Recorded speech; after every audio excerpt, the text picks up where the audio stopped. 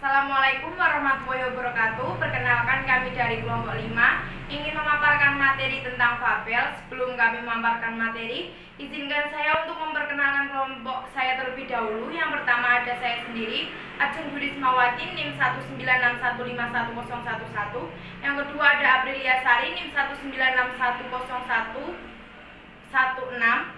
Yang ketiga ada Afrida Dewi Rahmawati, NIM 196151033. Silahkan teman-teman bisa menyimak videonya sampai selesai. Kami akan memaparkan materi tentang fabel. Terima kasih. Fabel. Pengertian fabel. Fabel atau dongeng binatang adalah dongeng yang pelaku-pelakunya terdiri dari binatang yang disifatkan seperti manusia. Dalam fabel, binatang-binatang digambarkan memiliki sifat-sifat persis seperti manusia. Misal bisa bercakap-cakap, tertawa, menangis, dan sebagainya. Fabel dapat berupa cerita singkat atau dalam bentuk saja, yang bersifat didaktis atau mendidik, bertepatan dengan contoh konkret. Tumbuh-tumbuhan, hewan ditampilkan sebagai makhluk yang dapat berpikir, berkreasi, dan berbicara sebagai layaknya manusia. Fabel diakhiri dengan sebuah kesimpulan yang mengandung ajaran moral. Ciri-ciri fabel. Adapun ciri-ciri fabel sebagai berikut. 1. Tokoh utama binatang. 2. Alur ceritanya sederhana. 3. Cerita singkat dan bergerak cepat. 4. Karakter tokoh tidak diuraikan secara terperinci. 5. Gaya penceritaan secara lisan. 6. Pesan atau tema kadang-kadang dituliskan dalam cerita. 7. Pendahuluan sangat singkat dan langsung. Struktur teks cerita fabel. Pada umumnya, cerita teks fabel ini terbagi menjadi beberapa bagian, di antaranya sebagai berikut. 1. Judul adalah kepala karangan yang berfungsi mengarahkan pikiran pembaca tentang gambaran umum isi fabel.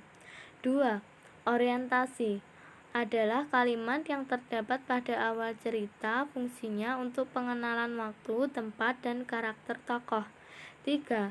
Komplikasi adalah bagian di mana muncullah sebuah konflik cerita. Komplikasi juga merupakan tokoh utama berhadapan dengan masalah. 4.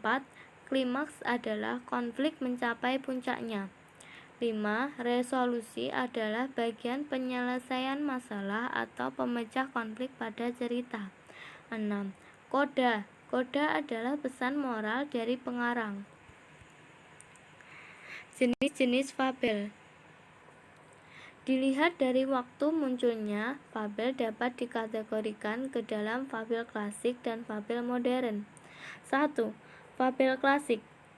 Fabel klasik merupakan cerita yang telah ada sejak zaman dahulu, tetapi tidak diketahui persis waktu munculnya, yang diwariskan secara turun-temurun.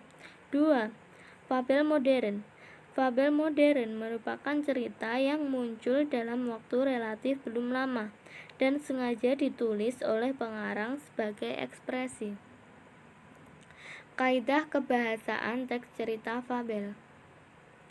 Kaidah kebahasaan atau yang disebut juga sebagai unsur kebahasaan merupakan ciri-ciri kebahasaan yang digunakan dalam suatu teks seperti cerita fabel. Unsur kebahasaan atau kaidah kebahasaan dari teks cerita fabel sebagai berikut. 1. Kata kerja. Kata kerja dalam cerita fabel dikelompokkan menjadi dua bagian, yaitu kata kerja aktif transitif dan kata kerja aktif intransitif. Kata kerja aktif transitif adalah kata kerja yang memerlukan objek dalam kalimat, misalnya memegang, mengangkat. Kata kerja aktif intransitif adalah kata kerja aktif yang tidak memerlukan objek dalam kalimat, misalnya diam. 2. Penggunaan kata sandang si dan sang. Pada teks cerita fabel sering sekali adanya penggunaan kata sandang, si, dan sang. Terima kasih. Teman-teman, itulah tadi pemaparan materi dari kelompok 5. Apabila ada kesalahan, kami dari kelompok 5 mohon maaf. Wabillahi taufiq wal hidayah. Wassalamualaikum warahmatullahi wabarakatuh.